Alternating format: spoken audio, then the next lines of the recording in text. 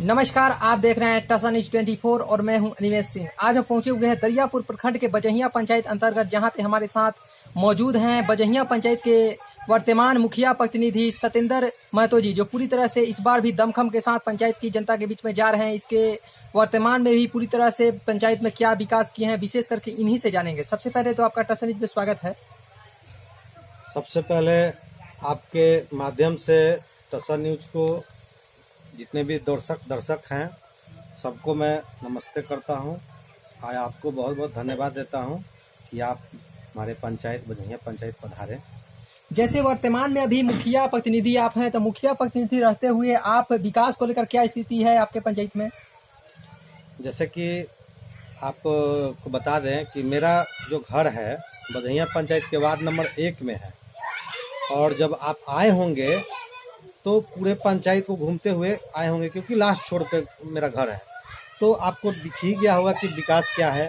हमारे पंचायत में रोड का जितना भी हालत है बहुत अच्छा है, नल जल का भी अच्छा है, और विकास हुआ है।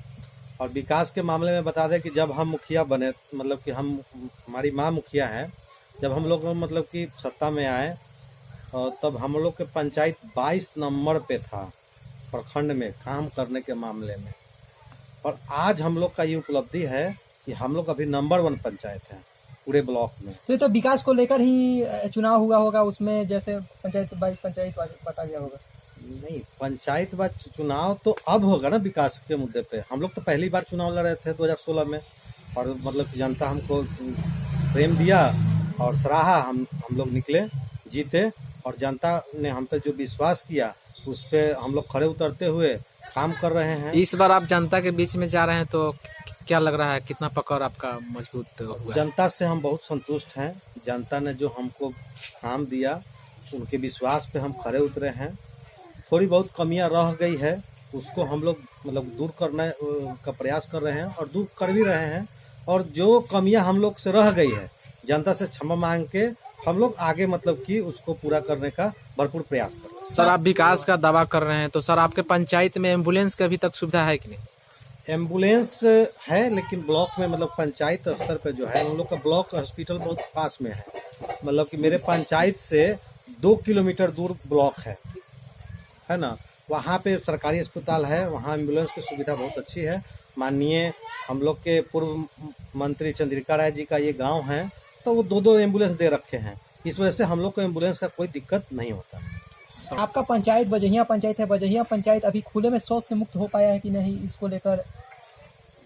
अभी तो सच्चाई ये है कि धरातल पे खुले में मुक्त नहीं हो पाया है, लेकिन फिर भी परसेंटेज लोगों के यहाँ हम लोग जागरूक करके, या तो कि वो अपने माध्यम से शौचालय बना दिया, हम लोगों ने बनवा दिया, या उनको जागरूक करके उनको बनवा दिया। जैसे पीछे आप देख रहे हैं, जितने भी शौचालय बने हैं हम लोग के माध्यम से बने हैं, और सब लोग इसी में शौच करने। सर, गरीब गुरबों का अभी इंदिरा आवास को लेकर क्या स्थिति है आपके पंचायत? उसका भी कि हम लोग का अच्छा रिकॉर्ड रहा है। करीब लगभग 200 घर को हम लोग 5 साल में लगभग 200 परिवारों को घर हम लोगों ने बनवाया। और ये नहीं कि कागज पर बनाया सही में, कि स्थल पे हम लोग ने बनाने का काम। इस बार आप पंचायती चुनाव में जा रहे हैं, तो पंचायती चुनाव विशेष करके विकास के मुद्दे को ही लेके जाइए। जी, इस बार भी विकास के मुद्दे को लेके जाएंगे। 7 निश्चय योजना के तहत जो जल नल योजना है, वो उस पर कितना % काम हो पाया है? आपके पूरे पंचायत में वार्ड कितने हैं? मेरे पूरे पंचायत में 14 वार्ड हैं, जिसमें लगभग वार्ड में 1-2 वार्ड को छोड़ दिया जाए तो लगभग वार्ड में 7 निश्चय काम हो गया है, और जनता लाभ ले रही है। जहाँ है वहाँ हम लोग वार्ड से संपर्क करके उस शिकायत को दूर करने का पूरा प्रयास करते हैं, और पूरा करते भी हैं। जैसे छात्र को लेकर आपका क्या सोच था? इसके वर्तमान में आप रह चुके हैं और फिर से आप दमखम के साथ आ रहे हैं।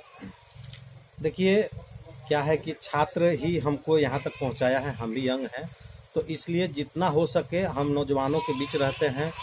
उनको खेल कूद हुआ उसमें प्रोत्साहित करते हैं, या फिर पढ़ाई लिखाई में प्रोत्साहित करते हैं। फिर उसके बाद कि बहाली के लिए दौड़ होता है, उसमें हम लोग गाइडेंस करते हैं कि कैसे कैसे करना है, आगे कैसे बढ़ना है। सब लोग को मार्गदर्शन करते रहते हैं बड़े भाई की तरह।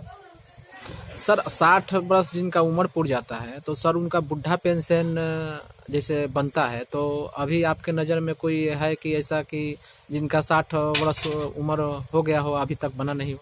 देखिए, सरकार का जो ये ऑनलाइन स्कीम हुआ है वृद्धा पेंशन, पहले वृद्धा पेंशन में बहुत बड़ा घोटाला था, लेकिन अब अभी सरकार ने जो ऑनलाइन कर दिया है उससे बहुत सुविधा मिल रही है। आप जहां से भी ऑनलाइन करवाइए, 60 साल उम्र है, आपको वृद्धा पेंशन का लाभ मिलेगा। तो इसमें अब कहीं से कोई घोटाला नहीं है, और हम लोग जगह जगह घूम के लोगों से मिल के और कहते हैं कि जिनका उम्र 60 साल हो गया है, आप नजदीकी बहुत सा ऑनलाइन सेंटर खुल गया है, कहीं से भी आप ऑनलाइन करवा दीजिए, आपको उसका लाभ मिलेगा। मतलब कि बचा नहीं है, लेकिन जिसका अभी 60 साल अभी हाल फिलहाल में पूरा होगा, तो हम लोग कह ही रहे हैं कि ऑनलाइन करवाएं। और कभी अंतुष्टि का पैसा आता है कि क्या होता है, कभी दुर्घटना घट जाता है, कोई किसी का मृत्यु हो जाता है, उसके दौरान वो पैसा देना होता है, जन जन तक पहुंचाना होता है। तो क्या ये कितना सही है कि वो सरकार से आता है कि नहीं आता है? बहुत सारी जगह हम लोग गए, लेकिन बहुत सारे कैंडिडेट बोले कि जो वो पैसा अभी तक 2 साल से वो पैसा नहीं आ पा रहा है। तो आपके माध्यम से देखिए, कबीर अंतोष्टि जो योजना है वो सोच बहुत अच्छा था सरकार का। मान के चलिए, जो गरीब व्यक्ति हो वो डेथ कर जाता है, मर जाता है, तो उसके जलाने में जो खर्च लगता है, लगभग खर्च वो सरकार मतलब देती थी। हम लोग जब जीते थे शुरू में, तो उस समय क्या था कि मतलब कि हम लोग को देना होता था, बाद में पैसा मिल जाता था, है ना। लेकिन उतना नहीं मिल पाता है जितना मतलब कि उसका नियम है, अंत्योदय बीपीएल परिवार वाले को ही देना होता है। लेकिन ऐसे भी पंचायत में हम लोग अपनापन के नाते देखते हैं कि जो वाकई में गरीब है, उसका बीपीएल में नाम नहीं भी है, तो हम लोग अपना से दे देते थे। लेकिन अभी 2 सालों से क्या है कि ऑनलाइन कर दिया गया है कि डायरेक्ट लाभुक के खाते में जाएगा। लेकिन ये बिल्कुल गलत है, इसको हम बहुत गलत मानते हैं, इसलिए क्योंकि कबीर अंतोष्टि योजना है कि जिस दिन आदमी मरा उसी दिन का वो काम आना चाहिए। अब ऑनलाइन में क्या होता है कि जब तक मृत्यु प्रमाण पत्र बनता नहीं है, जब तक ऑनलाइन होता नहीं है, और ऑनलाइन होता है तो जैसे 3000 रुपये ही मिलता है, लेकिन कितना मिलता है, 2 महीने बाद मिलता है, तो उससे मृतक के परिवार को उसका लाभ नहीं मिल पाता है। इसलिए इसमें तो हम सर अभी एक बात बोल रहे थे कि जो हमारे नज़र में दिखते हैं कि वो गरीब है, गरीब लायक है, उसको हम मदद पहुंचाते हैं। तो सर आप बीपीएल में क्यों नहीं उनको ऐसा व्यवस्था कर देते हैं कि उनको बीपीएल में नाम हो जाए? देखिए, बीपीएल तो अभी बंद हो गया है और अभी राशन कार्ड बन रहा है, तो हमारे पंचायत का 15 तारीख को आवेदन करना है। हम लोग घूम घूम के कह रहे हैं कि जो भी परिवार राशन कार्ड से वंचित है, गरीब है और आपको राशन नहीं मिल रहा है, तो 15 तारीख को आरटीपीएस काउंटर ब्लॉक पे जाएं और अपना मतलब आवेदन जमा करें। सर बाढ़ भी आया था इधर। हाँ, हम लोग की समस्या बाढ़ तो बहुत बड़ा समस्या तो सर है। बाढ़ में अब जनता के बीच में कितना कारगर साबित हुआ? देखिए, बाढ़ जो है हमारे रीजन में 2 बार बाढ़ आया, एक 2016 में और एक 20 में, लगभग 4 सालों पे एक बार। 2016 में भी बाढ़ आया, तो उस समय क्या था कि मतलब कि घर घर जो भी सामग्री, सूखा सामग्री, चूड़ा मीठा बंटवाना था और जीआर के माध्यम से 6-6 हज़ार रुपये मिलना था। तो उस समय तो बहुत अच्छा रहा, लगभग 3100 परिवार को मेरे पूरे पंचायत में मतलब कि लाभ मिला 3000 परिवार को। लेकिन अब की बार उससे तो अच्छा ही सुविधा पहले मिला, क्योंकि 2016 की अपेक्षा इस बार भयंकर बाढ़ आया था, बहुत भयंकर, क्योंकि उल्टा पानी आया था। तो इसलिए अब की बार सूखा राशन न मिलके जगह जगह सामुदायिक किचन चला, जिसमें लंगर चलता है, जितना मर्जी जो आदमी जाए खाना खाए। 30-35 नावें चल रही थी सरकार के माध्यम से, अभी भी पैसा नहीं मिला। और अब की बार पता नहीं कैसा सिस्टम हुआ सरकार का कि ऑनलाइन जाएगा, ये जाएगा, वो जाएगा। आपके पंचायत में सर जो सरकार के तरफ से जो 6000 रुपया जो राहत जो सहायता मिलनी थी, तो आपके पंचायत में कितना %? तो वही तो हम बता रहे हैं सर जी कि इस 2016 में 3000 परिवारों को मिला था जी, और अब की बार 1500 परिवार को भी नहीं मिल पाया। और चूंकि 2016 से ज्यादा बाढ़ आया था 20 में, और आज भी जब भी हम प्रखंड ऑफिस जाते हैं, अंचल कार्यालय में पता करते हैं क्या हुआ, तो ठीक है अभी पैसा नहीं है, जब पैसा आएगा आपका आवेदन जमा है, जब पैसा आएगा तो मिलेगा। और हम लोग के ये बहुत बड़ा समस्या है, ये लोग से हम मतलब कि जब भी हम क्षेत्र में जाते हैं तो हम में कोई कमी नहीं है, एक ही कमी है कि बाढ़ का इस साल पैसा नहीं जा पाया। इसमें हम लोगों की तो कोई दोष नहीं है, क्योंकि हम लोग वार्ड सदस्य और हम लोग मिलके सूची जो होता है, सूची तैयार करके दे दिए, कर्मचारी से वो लोग जांच भी करवा लिए, अंचल अधिकारी जो सीओ साहब है वो जांच भी करवा लिए, फिर भी नहीं मिल पाया। और आप लोग आए हुए हैं, आप लोग इसको आगे बात बढ़ाइए। हमारे पंचायत में जो सही में लाभुक थे सारे परिवार को नहीं मिल पाया है, मिलना चाहिए। जैसे अभी कुछ दिन पहले एक धरना प्रदर्शन हुआ था, उसमें बहुत सारे कैंडिडेट, जीते हुए कैंडिडेट, हारे हुए कैंडिडेट, मनीष दुबे के समर्थन में वो धरना प्रदर्शन किया जा रहा था। हम लोग वहाँ पे पहुंचे थे, वहाँ पे क्वेश्चन भी हुआ, लेकिन वहाँ पे सुनने में आया कि जो सीओ साहब हैं वो आश्वासन दिए हैं कि मिलेगा। वो तो अभी भी आश्वासन दे रहे हैं ना कि जैसे ही पैसा आएगा आप लोग के खाते में जाएगा, क्योंकि ये खाते में ही जाएगा। अगर वो उनका कहना है सीओ साहब का कि अब भ्रष्टाचार नहीं हो सकता, क्योंकि अगर नगद देना होता तो उसमें भ्रष्टाचार होगा। अब डायरेक्ट आपके खाते पे ही जाना है, लेकिन जनता ये नहीं ना मान रही है। सरकार को जब हमारा बाढ़ आया, हमको क्षतिग्रस्ती देना है, 6,000 रुपये से तो कुछ होना नहीं है। हमारा जितना क्षति हुआ है उससे तो भरपाई नहीं हो पाएगा, लेकिन 6,000 भी मदद सरकार को देना चाहिए। सर अभी आप बोल रहे हैं कि हमारे में दोष नहीं है, तो आप जनता के बीच में जाते होंगे तो बहुत से ऐसे शिकायत आते होंगे, तो उसको कैसे हैंडल करते हैं जनता के वही बीच तो जनता के बीच हम बताते हैं कि देखिए हमें कोई दोष नहीं है। हम लोगों ने क्या किया कि हम लोग को सूची ही बना के देना होता है ना, पैसा तो हम लोग नहीं डाल सकते ना, पैसा तो अंचल कार्यालय से ही ना डलाएगा।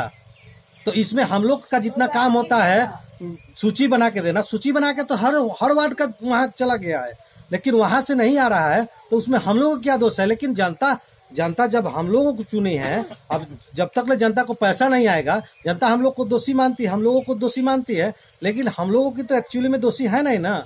हम लोग ने अपना काम कर दिया है, जो भी मतलब कि क्या बोलते हैं सूची देना था वो हम लोग सूची बना के दे दिए हैं। करके अपने बजहिया पंचायत की जनता को, और विशेष करके युवा है, और युवा को लेकर क्या सोचते हैं, युवा को क्या संदेश देना चाहते हैं पंचायती में? देखिए पंचायत चुनाव है, युवाओं को हम यही मतलब कि संदेश देते हैं कि आप लोग पढ़िए, मन लगा के पढ़िए, जिसका जिस चीज में रुचि हो, जितना हो सके हमसे मदद होता है हम करेंगे, और पीछे भी किए हुए हैं, आगे भी करें।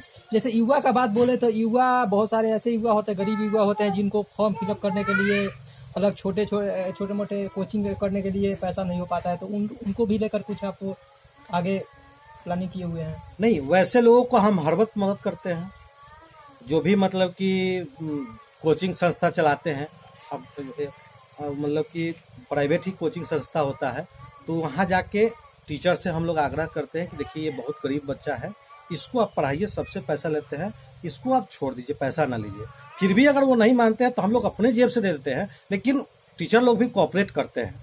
बहुत से ऐसे टीचर हैं, कन्वेंट चलता है स्कूल, उसमें भी मतलब कि वो लोग कोऑपरेट करते हैं, गरीब बच्चों को फ्री ऑफ कॉस्ट पढ़ाते हैं भी है। और जो नहीं मानते हैं तो हम लोग कुछ अपने पल से भी दे देते हैं। ऐसा नहीं, जो बात करने के लिए धन्यवाद। जैसे अभी हमारे साथ मौजूद थे दरियापुर प्रखंड के बजहिया पंचायत के वर्तमान मुखिया प्रतिनिधि सत्येंद्र महतो जी, जो पूरी तरह से बता रहे थे कि अपने कार्यकाल, जो 5 साल कार्यकाल हुआ है, उसमें पूरी तरह से विकास किए हैं, और विकास के नाम पर ही पूरी तरह से पंचायत की जनता के बीच में जाएंगे और वोट मांगेंगे। इस बार फिर से अगर हमको जनता जिताती है और जीत कराते हैं तो पूरी तरह से युवा हो, छात्र हो, गरीब गुरबे, हर सभी को एक साथ लेकर चलेंगे। कैमरामैन उमेश यादव के साथ मैं अनिमेश सिंह, टसन न्यूज, दरियापुर।